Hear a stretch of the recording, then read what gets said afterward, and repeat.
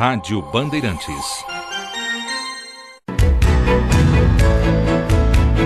Você acha que o povo entende essas coisas que você comenta? Eu não tô aqui pra dar coisa muito mastigada, não. É pra provocar a pessoa pra pensar. Senão eu pego um terço e saio aqui. Ave Maria, cheio de graça. Pessoal, sabe, mas não é assim também, né? Tem que provocar pra pensar. E cada um tira a conclusão que quiser, né, Zé? É o conversinha ao pé do ouvido. Que tal a gente falar de algo que é um bicho de 7 cabeças? É para a maioria do mundo, principalmente quando envolve religião. É juízo final. Que tal? O José Rodolfo, ele diz que acompanha o Conversinho ao pé do ouvido todos os dias. E ele disse aqui que eu citei que a Arca de Noé é um disco voador. E para explicar um pouco sobre esse juízo final, etc. Vamos lá, né? O Zé Rodolfo, eu não disse que a Arca de Noé é um disco voador, porque dentro de um disco voador não cabe tudo que o Noé disse que botou na arca dele, né? A Arca de Noé, eu desde a adolescência eu nunca engoli aquilo. Como é que pode um indivíduo sozinho com a família dele, né? Que não era tão grande assim, né? De acordo com a própria Bíblia. Como é que ele ia fabricar os pregos, o martelo para ele pregar os pregos, né? Como é que ele ia encontrar resina para ele botar ali? Aí você pode falar, Deus fez tudo para ele. Mas não é mais fácil Deus pegar ele e levar para o céu e botar de novo depois do dilúvio aqui? Para que esse esforço enorme, né? De Deus deixar o Noé sofrendo aí? Pra você fazer uma arca do tamanho que a religião fala, né? Por Noé botar todo o casal de bicho aqui da terra, inclusive um casal de pulga, um casal de percevejo, um casal de elefante, um casal de tigre, um casal de não sei o que, tudo isso aí. E nós estamos falando de um dilúvio de 1 milhão de anos atrás, tinha animais pré-históricos também, né? Então um casal de tiranossauro, um casal de dinossauro, um casal, né? E imagine que tamanho essa arca teria que ter, né? Quer dizer, como é que você faria uma arca dessa? Que tecnologia? Você fala, mas o supremo arquiteto do universo é engenheiro cósmico, então ele passava para Noé. Ué, mas se ele é engenheiro, por que não passa logo uma nave voadora, que é muito mais prático, né? Você vai para cima das nuvens, acabou o dilúvio, acabou 40 dias de chuva e pronto, né? Eu nunca consegui engolir isso. Aí você pergunta, hoje, né? Pergunta para mim, como é que você contaria para o povo ignorante de muitos anos atrás, quando começou o catolicismo, sobre o dilúvio? Aí eu digo a você o seguinte, eu contaria igualzinho a Igreja Católica Apostólica Romana contou. Só que hoje não dá mais. Você está falando para um monte de gente com graduação, pós-graduação, doutorado, mestrado, físicos nucleares, filósofos, etc. Nós temos milhões de pessoas hoje com cabeça boa no mundo. Milhões. Bilhões não. A maioria ainda não tem cabeça para entender essas coisas, né? Mas tem que se esforçar, tentar, que diabo. Vamos sair dessa ignorância, né? Então eu não falei que a Arca de Noé é disco voador. Você que está dizendo que eu disse. Ouça de novo com atenção, né? O conversinha está gravado lá e você vai perceber. Eu disse que a Arca de Noé, ou de Melquisedeque, ou do rei Minos, é tudo um nome só. Quem diz isso não sou eu, é o maior filólogo e polígrafo que esse mundo já teve até hoje. Ele escrevia na maioria dos idiomas do planeta e falava esses idiomas. Um ser extraordinário, desconhecido ainda da humanidade de uma certa forma, que foi professor da Universidade de Paris, né? Nasceu em 1850 na Espanha, e chamado Mário Rosso de Luna, que esteve no Brasil e que reconheceu o professor Henrique Zé de Souza como um grande mestre, foi grande amigo dele, né? Nós temos até livro escrito pelo Henrique Zé de Souza e por ele, Mário Rosso de Luna, em 2 mãos, né? Chamado Tibete e a Eubiose, que antigamente era Tibete e a Teosofia, mas é a mesma coisa. Um livro fantástico que não tem à venda, foi editado só para Eubiose e só para o pessoal da série interna lá, né? Mas, então, Melquisedeque, Noé, é tudo um nome só, são nomes duplos. Só que você tem que fazer uma pesquisa profundíssima para você descobrir isso. Melquisedeque é como soava o nome desse ser na Fenícia antiga, de muito antes de Cristo, né? Por exemplo, nós temos, traduzindo as itacoatiaras brasileiras, o Bernardo Azevedo da Silva Ramos, que escreveu Inscrições da América Pré-Histórica, principalmente do Brasil. Ele nasceu também em 1850, né? E ele sentiu até uma voz falando dentro dele, falou: joga na loteria para você poder estudar línguas mortas de inscrição, que só na França havia esse tipo de ensino, e na Bélgica, em Le Bourget. E ele jogou na loteria, que era federal, que já existia naquela época, né? E ganhou o primeiro prêmio, mas ele fez as contas, ele era um amazonense muito inteligente, né? Fez as contas e descobriu que o dinheiro não daria para isso, para ele levar a família toda lá e levar uma vida, né? Dar inclusive um estudo aos filhos, né? Os filhos voltarem preparados, falando francês, inglês e tal, eu sei o que mais, né? Italiano, espanhol. Aí ele falou: o dinheiro não dá. E a voz voltou a falar dentro dele: joga de novo na loteria. Ele jogou e ganhou. Aí eu conheci aqui em São Paulo um filho dele, o seu Mário, há muito tempo. Eu não sei se ele não deve ser vivo ainda, porque faz muito tempo que eu o conheci. Estive na casa dele, um industrial aqui em São Paulo, né? E restava também uma irmã, né? Quer dizer, uma irmã desse seu Mário. Então eram os dois que restavam dos filhos de Mário Rosto de Luna. O seu Mário já estava, acho, com 86 anos na época. Você põe 30 e tantos anos em cima disso aí, você vai ver onde é que vai, né? Isso foi na década de 70 ainda.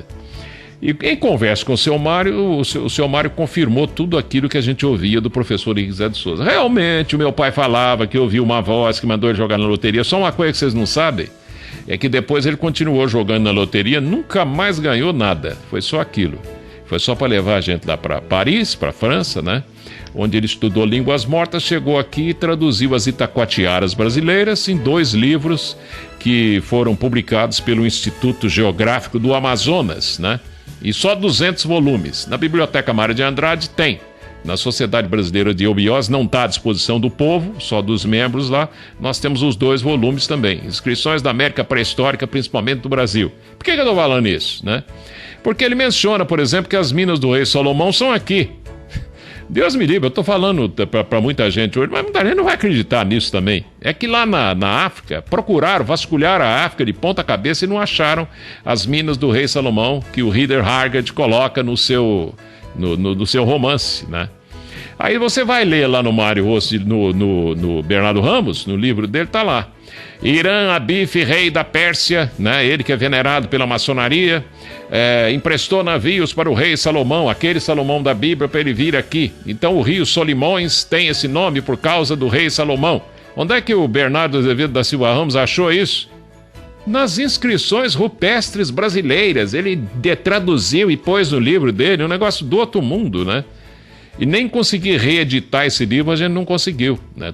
Fizemos de tudo para reeditar. Bom, também acho que não chegou a hora, né? Porque imagine se descobrirem que as minas do rei Salomão são aqui. De repente, o ouro passa a valer 1 tostão o quilo, né? Mas então, a coisa é um pouco mais complicada do que parece. O nosso amigo José Rodolfo de Ribeirão Preto. A tal Arca de Noé, como a gente já falou aqui, são 7 arcas do tamanho de um continente inteiro. Então, um continente americano, por exemplo, você tem a América do Norte, Central e do Sul.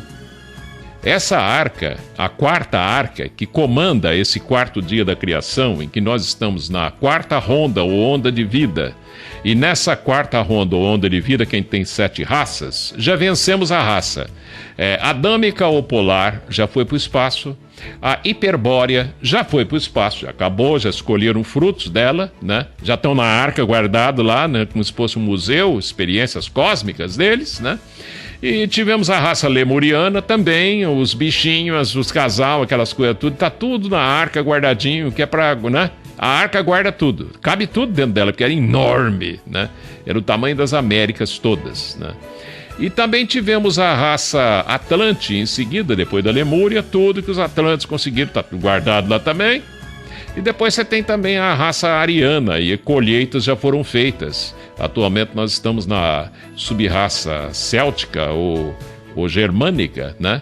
que é uma raça mais mecanicista, que teve sua origem inicial na Europa, o que mostra perfeitamente e justifica, pelo menos na minha lógica, né, a existência de grandes nomes como Von Braun e suas V12, né, e outros tantos que bolaram tanta coisa importante lá na Europa, incluindo ali parte da Inglaterra, ou da Grã-Bretanha, né, Alemanha principalmente, Polônia e tal, e alguns locais lá da Europa, vai. Então, juízo final, eu estou fazendo essa ressalva antes para a gente entrar nesse ponto, né? Ele não existe como o pessoal imagina, porque o pessoal não conhece nada de cosmogênese. Nem os livros sagrados mostram cosmogênese direito, porque os livros sagrados são feitos para religiosos de todas as religiões. E a cosmogênese esotérica, ela era feita só para os iniciados, aqueles que iriam subir a escada de Jacó. E as religiões, elas sempre existiram para segurar o ser humano aqui, para ele não descambar e acabar com a humanidade inteira. Essa foi a missão primeira né? Então não é bem salvar a alma, é salvar tudo, salvar a experiência de vida que estamos tendo no globo Terra, a experiência de Deus na face da Terra. Porque se deixar por nossa conta, nós somos crianças ainda. Aí vai passar um tempão, nós vamos continuar assim, vamos fazer guerra no espaço, vamos cuspir um no outro de dentro de disco voador, vamos fazer um monte de asneira ainda, até a gente descobrir que a vida não é isso, tem coisas muito melhores para fazer, né? Até os seres que são chamados de outro planeta, eles às vezes descem de um disquinho, né? E que não são de outro planeta coisa nenhuma, né? Porque não é como se imagina também. Eles descem e ficam dando pulinho lá, cuspindo no outro, brincando de pique, né? Até eles, aqueles caras do disco voador, é tudo criança, né? Manda um avatar na Terra, ele é capaz de bater uma bolinha, né? Às vezes eu tô falando aqui, lá na Agartha, né? Tem amigos que conviveram comigo aqui, que já alguns estão lá, eu tenho certeza que estão rindo, né? Aí um dia um grande amigo meu chegou pro professor Isa de Souza e falou, mas lá na Agartha, que é um local também, a Agartha é Arca, né? Lá na Agartha, que também é um local noutra dimensão aqui da própria Terra, né? E que realmente de lá comanda tudo aqui na face da Terra, é uma espécie de Matrix, comanda tudo aqui. Lá na Agartha tem jeitinho também? Perguntou esse amigo, né? Já desencarnado. Aí o professor Isa de Souza deu uma risadinha e virou para ele e falou assim, tem sim. Fazer o quê, né? Tem jeitinho para tudo. Então é de onde eu tirei essa ideia, né? E falo aqui sempre que o ser humano só evolui de falha em falha, de erro em erro. Quando você manifesta para a vida, tem que ter sistema de referência, baixo e alto, bonito e feio, alto e baixo, alto e ômega, alfa e ômega, etc, etc. Senão não tem sentido. Tem que ter tempo, espaço, forma, né? Mesmo que o tempo seja diferente em outra dimensão, a forma seja diferente e o espaço também, tudo tem que ter esse referencial, senão você não consegue raciocinar. Se todo mundo tivesse 1,80 m, tudo com a cara quadrada e tal, tudo em série, produção em série, já pensou que desgraça? Como é que iria evoluir a mente? Seríamos meros robôs. Por isso que é difícil que nós somos, de engolir que nós somos androides com 2 baterias dentro hoje em dia, né? Uma bateria chamada alma animal, que nos une pelos 3 chakras de baixo, e aquela corda de prata, que a gente fala sempre aqui, unindo umbigo a umbigo, e o outro, cordão de ouro, que nos une de coração a coração, ou espiritualmente, vamos chamar assim, devido aos 3 chakras superiores, laríngeo, frontal e coronal, né? Então, o juízo... Agora, feita essa ressalva toda aqui, ele é feito a cada era. Os astrônomos conhecem essas eras, né? Você juntando 12 eras, você faz um equinócio da Terra em torno do Sol. Já tentei explicar aqui o que significa esotericamente esse equinócio, né? Onde o Sol lança partículas que na verdade são elementais de inteligência superior, ou então com uma determinação, como se fosse um RNA transportador, um ácido ribonucleico transportador, e manda aquilo atravessando a Terra diametralmente e tal, né? E modificando o estado vibratório da Terra para que a gente continue evoluindo, porque nada pode ficar parado, né? E o Sol fica enviando essas coisas para cá, neutrinos, fótons, etc, etc, etc, etc. E tudo que ele produz a mais, né? Mas como é que nós vamos analisar isso se a física está começando ainda? Um dia ela vai explicar isso melhor, né? Então, o próprio Sol, nós já comentamos aqui uma vez, ele não é o que a gente vê. Você também não vê o átomo, você supõe que ele seja. Você vê o ar, não vê. Você olha, a sua vista atravessa o ar, né? Mas, no entanto, você está respirando aí um pacote químico desgraçado de complicado, ainda mais numa cidade como São Paulo, né?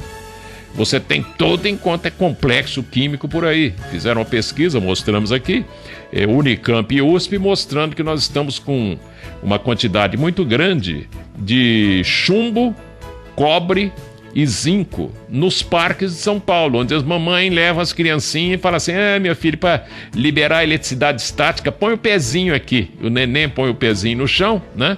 E enche o organismo dele de cobre, chumbo e zinco, que não sai do organismo. Pronto, nós estamos acabando com nós mesmos também, ó. Cadê a inteligência do ser humano? Onde é que está? Você não pode deixar isso por conta de religião ou de Deus, né? Nós temos o livre-arbítrio de mudar as coisas para melhor ou pior aqui na Terra. E é esse Deus que nos dá isso, né? Agora, tem um preço a pagar. A cada era tem um julgamento, né? Nesse julgamento, aí a Bíblia está certa e outros livros também que falam disso. Você tem que separar o joio do trigo a cada julgamento desse. Por exemplo, está havendo um julgamento da humanidade agora. E já houve outros, né? Onde você vai separar. Agora, esse julgamento não dói, porque é um professorzão que julga, né? Chamado Melquisedeque. Ele olha com carinho para os filhotes dele. Ele é o pai do Buda também, de Jesus e de Maomé e de todo mundo. E fala assim: o Ailton Dias até que foi bem, né? Vamos botar ele numa escola, numa sala de aula melhor e tal. Então ele vai para aquele degrau ali, que é a sala tal, né? Ele foi bem, ele se esforçou. Agora, aqueles dois pentelhos ali, aqueles camaradas não fizeram esforço nenhum para evoluir. O tempo inteiro só cachaça, mulher, futebol, ver quem encosta mais longe, dá um tirinho de espingarda num aqui, um estuprozinho ali, mas o cara não vai, pô, né? Quantas encarnações só fazendo esse besterol todo, né? Não vamos mandar pro inferno, porque seria o caso de Deus mandar a gente pro pedaço dele mesmo pro inferno. Como é que isso não pode passar pela cabeça de um ser inteligente, né? Então o que é que ele faz? Bota num globo onde está mais atrasado e deixa lá quebrando o pau até aprender a viver, né? E é o que está acontecendo hoje. Então está acontecendo um julgamento agora. Por quê? Porque está terminando a era de peixes, que é uma era que quem veio dar a tônica de como deveria ser foi Joshua Ben Pandira ou Jesus o Cristo, né? E está começando a era de Aquário, onde o Avatar aqui deveria estar aqui manifestado, né? E ele está diluído no meio de nós, felizmente, porque isso evita um sacrifício enorme de um ser só, né? Que tem que vir com colunas J e B, com aquela coisa toda, geralmente fundando uma outra instituição, porque a gente olha para ele e não o reconhece nunca, né? Daí esse monte de escolas esotéricas, esse monte de religiões pelo mundo, porque ele está sempre voltando e a gente não reconhece, né? Não é só judeu que não reconheceu Cristo, não. Nós somos a mesma coisa, né? Nós somos criança. E a gente fica imaginando que ele tem que vir assim, assado. Ora, ele vem do jeito que bem entender, né? Então, essa era Maitreya, o senhor de três maias, ou três mundos, né? Tá aí agora. Quer dizer, esse Maitreya vem dizer a tônica da era de Aquário, mas já está dizendo. É um livro de física que está ensinando a viver. É um descobrimento químico, não sei o quê. Os japoneses cientistas que receberam um prêmio Nobel de Química, né, Física, porque conseguiram provar que o neutrino vem para o Sol, atravessa a Terra, eles encheram umas caixas com água pesada, H3O, e conseguiram segurar neutrino uma fração infinitesimal de segundo, mas o suficiente para fotografar com espectrômetro, que é uma máquina enorme do tamanho de um prédio desse aqui do edifício Radiantes, que fotografa e sai do outro lado o espectro daquilo que a gente chama de neutrino, né? E fotografou aquilo e ganharam o prêmio Nobel, né? Você está percebendo onde é que a gente está querendo chegar, não?